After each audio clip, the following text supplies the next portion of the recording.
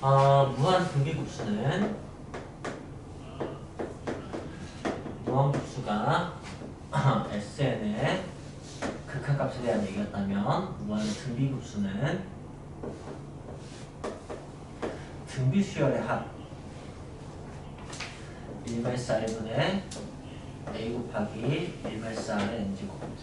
r이 보통 이제 수렴하려면 일부러 작아져야 되거든요. 그래서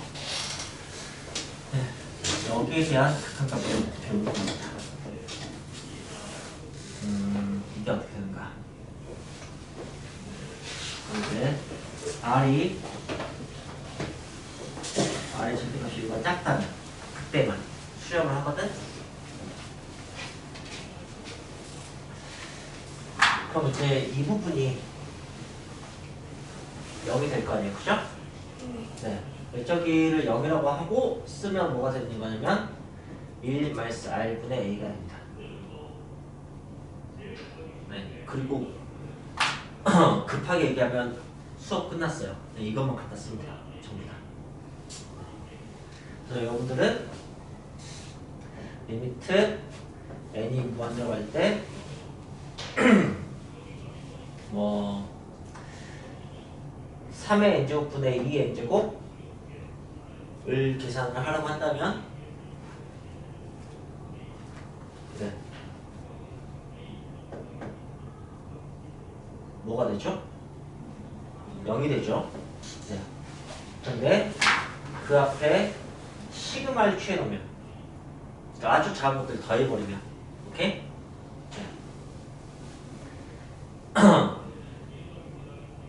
뭐 n까지 여기 뭐 k로 바꾸고 k 뉴턴까지 이렇게 해서 시그마를 취했다면 그럼 이제 어떻게 되냐라고 한다면 이게 이제 지수식이니까 등비수열로 보면 되는 거고요. 초항 3분의 2, 공비 3분의 2예요. 그래서 밀바에서 3분의 2분의 3분의 2 이렇게 된다는 것을 아시면 돼요. 아주 작은 수들을 한없이 더했을 때 0이 되지 않고 이렇게 되는 거죠. 이렇게 살게 되는 거죠. 맞습니다. 그리고 이제 저기에 의미하는 것은 예를 들어서 n이 무한대할 때 2의 n제곱분의 1 이게 있었다면 0일 텐데 시그마를 취하면 초항도 공유도 2분의 1이니까 네, 1이 되는 걸 알 수 있거든요. 이걸 제가 어떻게 설명했었냐면은 아니 그 물병이 있는데 처음에 2분의 1을 채우고 그 다음에 4분의 1을 채우고 그 다음에 8분의 1을 채우고 이렇게 한없이 채우다 보면은 가득 차 라고 설명을 했었거든요. 그렇다면은 처음에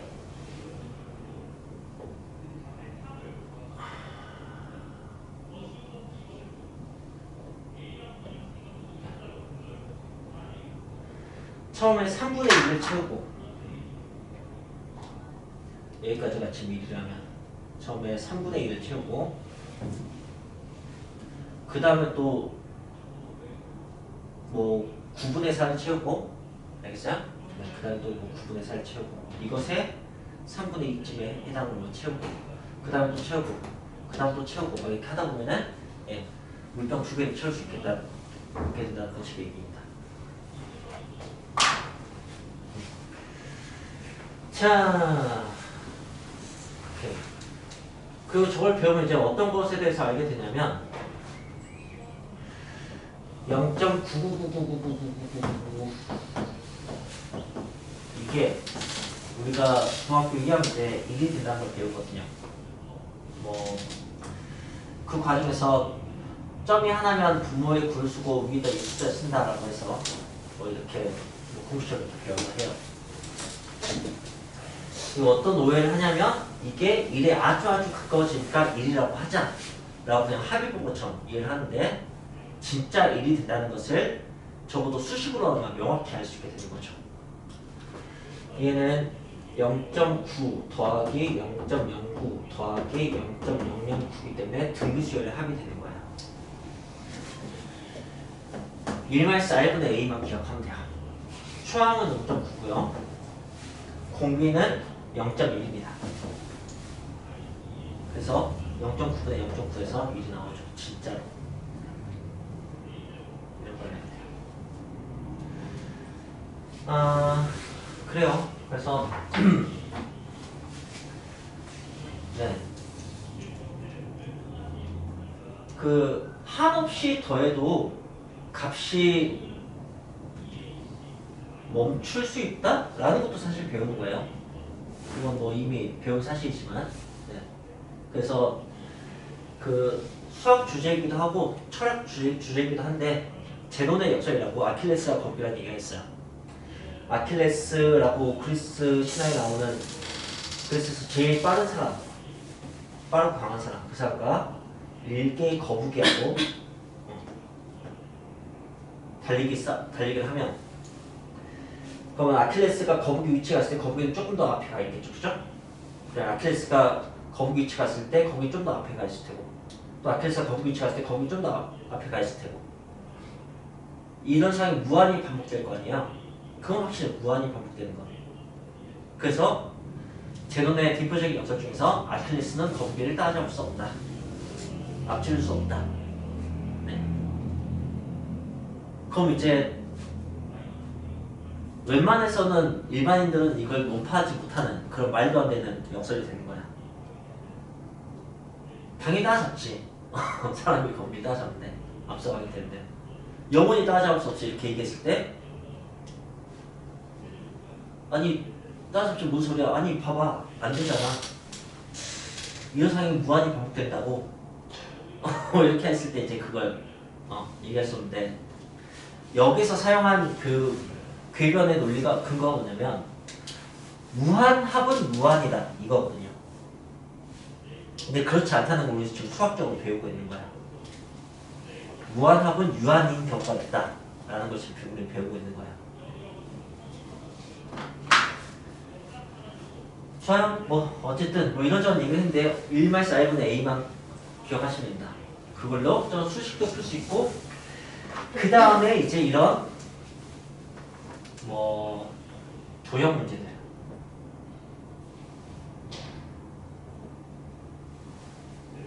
삼각형이 있어요. 삼각형 안에 사각형을 채워보려고요.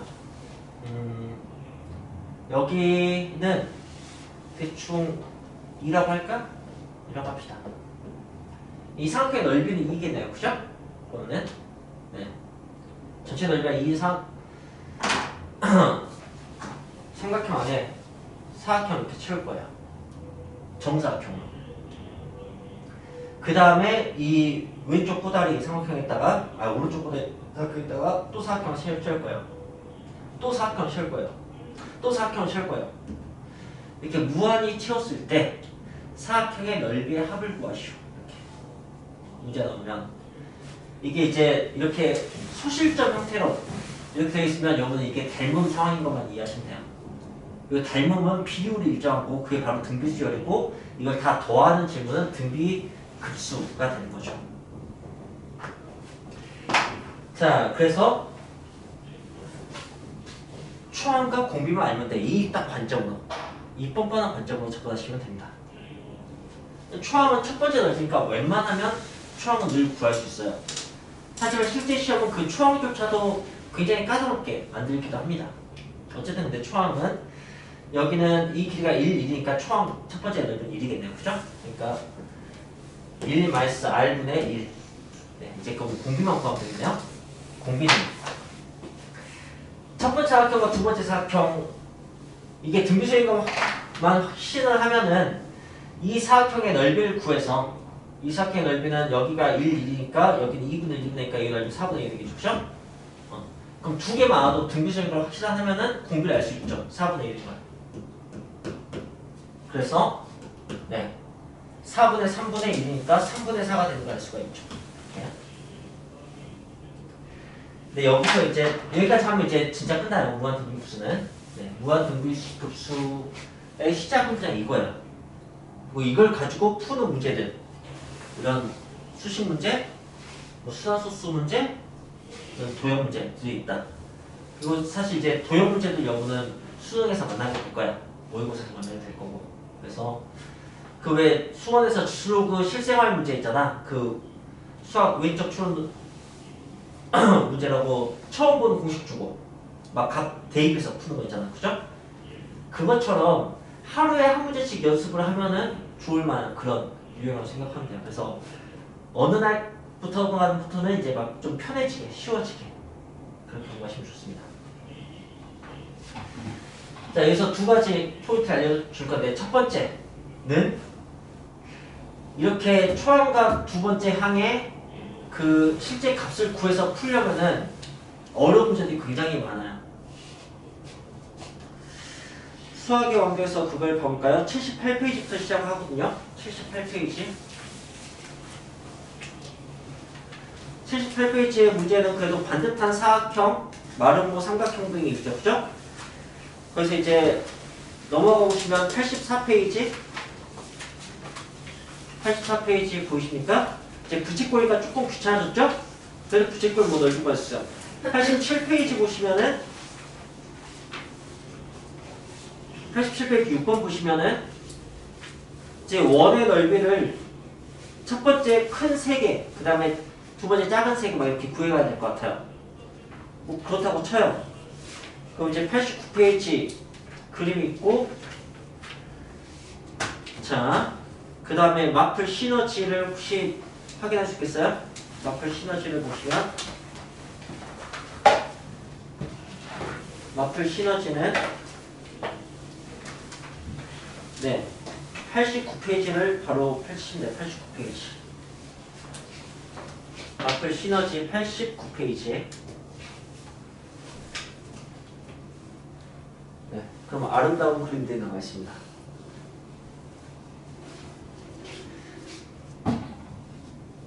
네. 아, 배터리 다 됐어요? 전원. 아이패드니? 네. 89페이지, 네.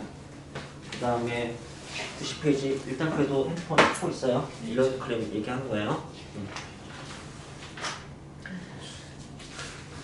그리고 뒤에 행복한 1등급 97페이지 보시면은 더더더 예쁘고 막 풀고 싶어지는 네 97페이지 보이죠?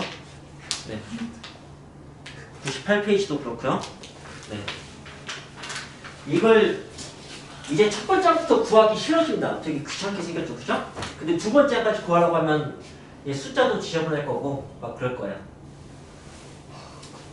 그래서 이 유형을 푸는 포인트는 무엇이냐? 이런 관점입니다. 이제 어쨌든 초항은 꾸역꾸역 구할 수 있어. 초항을 못 간다면 그냥 내가 지금 도형이 좀 부족한 거야. 그럼 볼 수 없어. 그냥 연습해서 키워야 돼. 이런 문제 많이 풀면서. 어쨌든 초항은 구할 수 있어야 돼. 그건 딴 방법이 없어. 다만 공비는 좀 쉽게 구해보자. 이게 포인트예요. 그럼 공비 어떻게 쉽게 구하냐? 이런 논리입니다. 만준이라는 애가 있어요. 박만준이라는 애가 있어요. 걔가 네, 나중에 아들을 갖게 됐어요. 근데 거의 클로 같은 붕어빵 아들을 갖게 됐어요. 네. 키가 정확히 2배가 됐을 때, 키가 정확히 2배가 됐을 때, 새끼손가락 마지막 마디의 길이를 비교하고 싶어요. 아니, 미안해요. 그건 너무 쉽겠다. 머리 둘레를 뭐 비교하고 싶어요. 라든가 뭐 그런 거죠. 네. 그 코끝 기준으로 이렇게 뭐 머리 둘레를 뭐 보고 싶다든가 뭐 그렇게 하고 싶어. 그러면 그건 재기가 힘들 거 아니에요, 그죠? 그렇다면은 맞으면은 근데 키가 2배니까 당연히 2배일 수밖에 없어. 라든가 아니면 키를 모르면은 키가 2배 이상인지 몰라. 지금 키가 몇 배인지 몰라. 그럼 새끼손가락 마지막 마디의 길이만 둘이 재서 비교해봐도 어차피 닮음이라면 된다는 거죠. 그러니까 닮음이 확실하다면 모든 부분의 길이의 비가 똑같기 때문에 가장 구하기 쉬운 데를 가지고 구하자가 포인트예요. 그 다음에 이제 땀을 얼마나 많이 흘리는지 궁금해. 지문이 바뀌어. 그럼 이제 면적으로 생각해야 되니까 닮음비를 제곱하고 체중이 몇 배 나간지 궁금해하면 이제 부피니까 세제곱을 하고 그냥 그것만 하시면 되는 거예요. 자, 이 경우는 그래서 뭐라는 것이냐면 늘 안에 내용물보다 틀이 편합니다. 틀. 그래서 첫 번째 사각형을 갖는 첫 번째 삼각형, 그다음에 두 번째 삼각형, 두 번째 사각형을 갖는 두 번째 삼각형, 이 두 삼각형의 길이를 비교하면 돼요. 길이 몇 배예요? 2배죠. 그래서 넓이비는 4분의 1입니다. 알겠어요? 이렇게 접근하는 거라. 자, 그러면은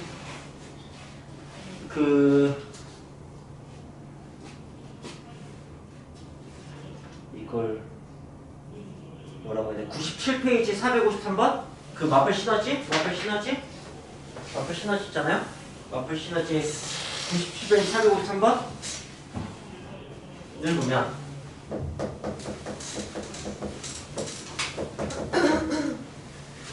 초항은 별 수 없어. 구해야 돼. 하지만 공비만큼은 여기서 뭘 비교하는 게 가장 편할지를 생각하는 거야. 첫 번째 원과 두 번째 원을 비교할지, 첫 번째 사각형과 두 번째 사각형을 비교할지, 그런 것만 판단하면 된다고. 그렇다면 나라면 두 원의 그냥 반지름을 비교할 것 같아요. 두 원의 반지름.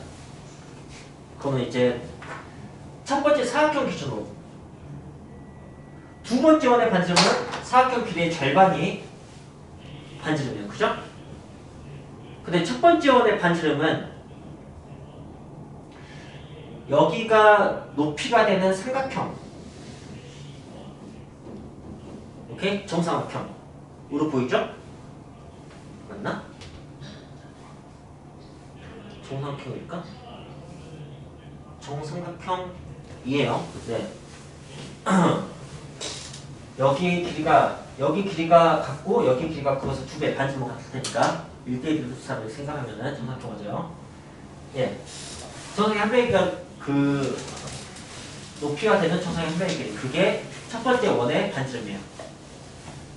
이해했습니까? 그럼 그걸 비교하자면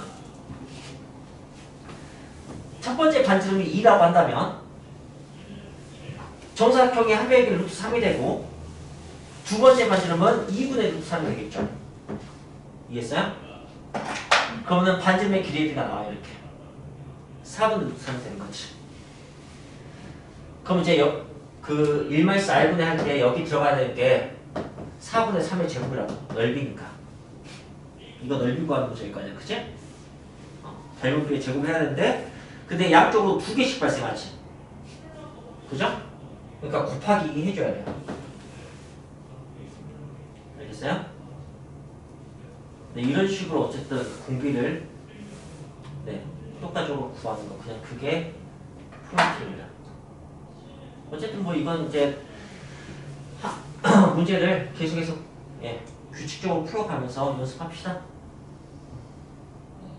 자, 네, 다 얘기했는데 본외로 이 얘기를 좀 해줄게요. 근데 어떤 관점이 있냐면 여기 봐보세요.